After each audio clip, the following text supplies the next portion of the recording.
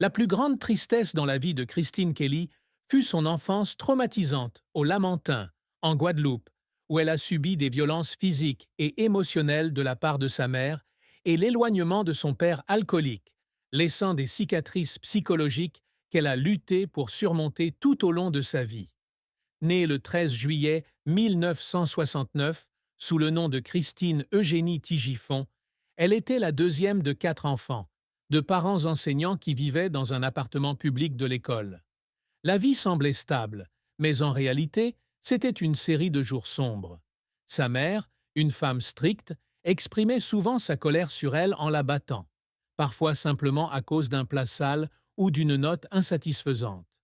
Elle se souvenait des après-midi sous le soleil des Caraïbes, quand sa mère la poursuivait dans le jardin, lui tirant les cheveux et la frappant avec une ceinture, exactement 25 coups à la fois. Son père, alcoolique, intervenait rarement, la laissant seule et effrayée.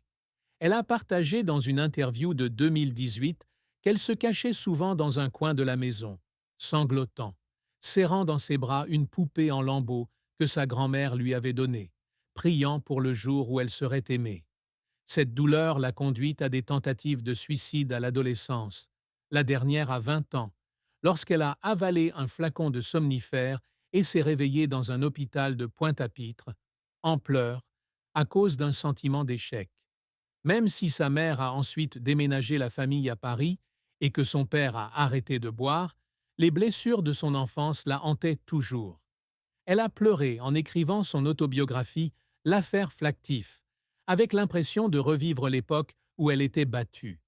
Elle a déclaré dans une interview en 2023 qu'elle fondait en larmes à chaque fois qu'elle retournait au Lamentin et qu'elle revoyait la vieille maison où elle avait l'habitude de frissonner dans le coin cuisine. Cette tristesse la façonnait en une personne forte, mais la faisait aussi pleurer à chaque fois qu'elle entendait des chansons folkloriques guadeloupéennes, comme si les souvenirs douloureux étaient encore intacts. La carrière de Christine Kelly a été un voyage de plus de 3 décennies, rempli de grands succès, d'échecs douloureux et de luttes qui l'ont laissée en pleurs de passion et de pression. Ayant grandi dans la pauvreté, elle rêvait de devenir hôtesse de l'air. Mais sa passion pour les médias l'a amenée à rejoindre la radio Archipel 4 en Guadeloupe, en 1992. À 23 ans, elle anime Caribscope, un talk show bilingue français-anglais, et travaille à la radio Cadence FM, où elle anime une émission en freelance.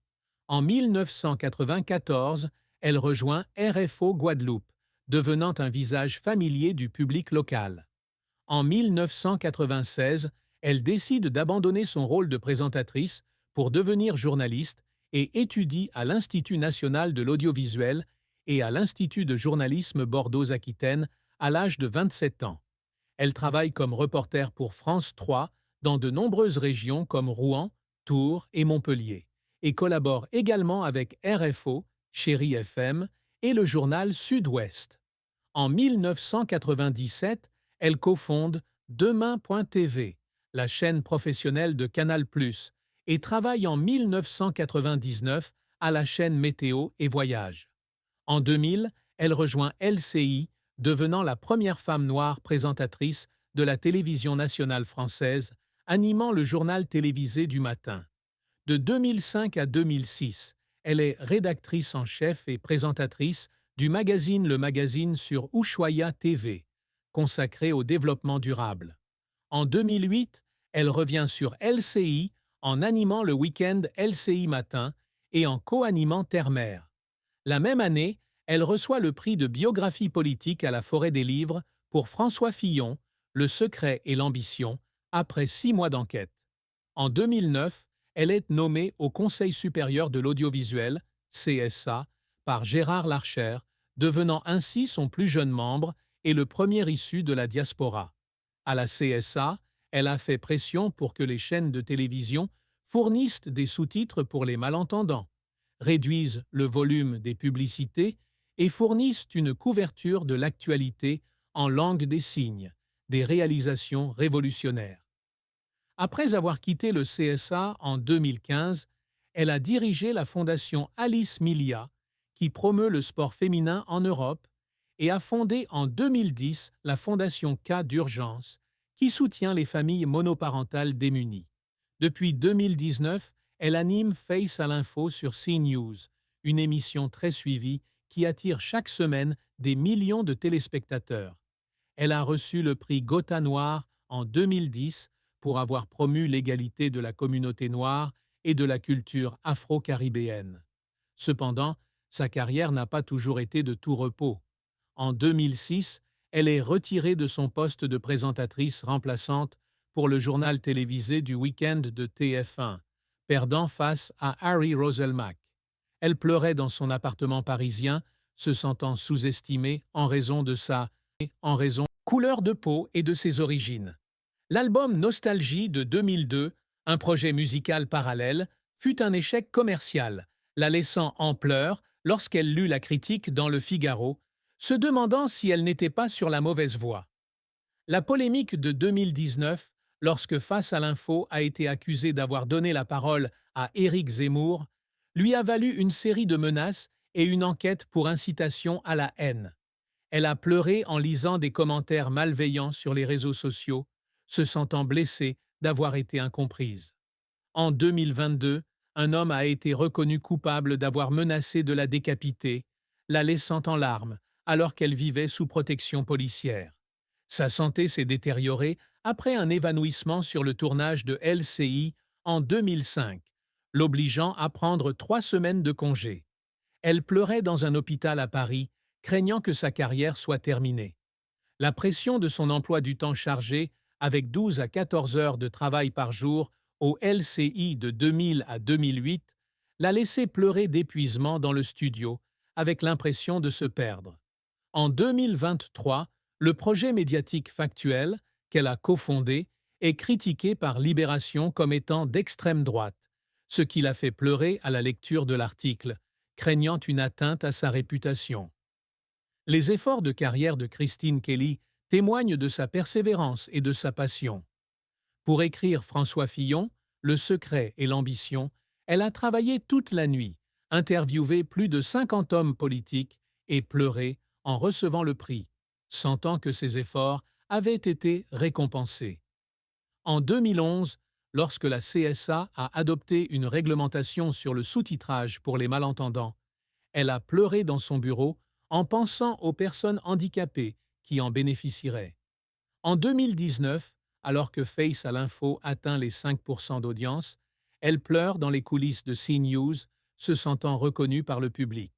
En 2023, lorsque la Fondation Alice Milia organise le marathon féminin à Paris, elle pleure en voyant les athlètes franchir la ligne d'arrivée, fière d'avoir contribué à changer le sport féminin.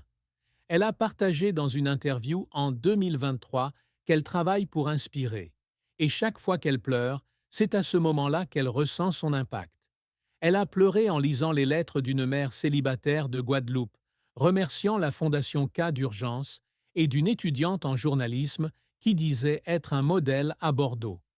Elle se souvient des nuits épuisantes passées à étudier le journalisme, à pleurer parce qu'elle pensait qu'elle n'était pas assez bonne, mais à continuer malgré tout grâce à son rêve de faire la différence.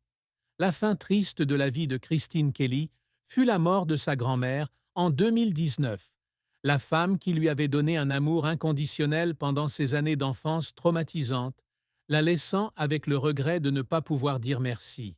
Sa grand-mère, une paysanne du Lamentin, était la seule personne de la famille à la soutenir lorsque sa mère la battait, lui racontait des contes créoles et lui enseignait des chansons folkloriques. Elle se souvient du moment où elle a appris la nouvelle du décès de sa grand-mère, alors qu'elle animait Face à l'info à Paris. Elle a terminé l'émission, mais s'est immédiatement effondrée dans la loge, en sanglotant, serrant dans ses bras le mouchoir brodé par sa grand-mère. Elle a pleuré à son retour en Guadeloupe, debout devant la maison de sa grand-mère, où elle avait l'habitude de jouer sous le manguier. Elle a déclaré dans une interview de 2020 qu'elle était un phare et qu'elle aurait aimé l'emmener à Paris pour la voir animer l'émission. Cette perte l'a obligée à suspendre ses projets personnels pendant 3 mois, et elle pleurait à chaque fois qu'elle écoutait Douce France, sa chanson préférée. Elle se rendait sur la tombe de sa grand-mère au Lamentin à chaque retour en Guadeloupe, apportant des fleurs de jasmin, et pleurait quand elle lui parlait de Léa, sa fille. Cette douleur a influencé ses publications factuelles de 2020 avec des lignes émotionnelles sur la famille. Elle a déclaré dans une interview en 2023 que la mort de sa grand-mère était une triste fin dont elle ne s'est jamais remise, même si cela lui a appris à apprécier ses proches. L'amour et le mariage de Christine Kelly sont un voyage émotionnel, rempli de grandes joies et de profondes tristesses. Elle a épousé Pierre, un ingénieur français, en 1995, après l'avoir rencontré lors d'un événement à Bordeaux. Ils tombèrent profondément amoureux et elle sentit que Pierre apportait de la stabilité après une enfance instable. Cependant, la tragédie a frappé en 2001 lorsqu'elle a perdu ses jumeaux au 6e mois de grossesse. Elle se souvient d'avoir été allongée à l'hôpital à Paris, en pleurs, lorsque le médecin lui a annoncé qu'elle avait perdu ses 2 enfants. Cette douleur devient un spectre obsédant dans le mariage, car elle et Pierre ne peuvent pas surmonter leur sentiment de perte. Ils ont divorcé en 2005, à Pau. 2005.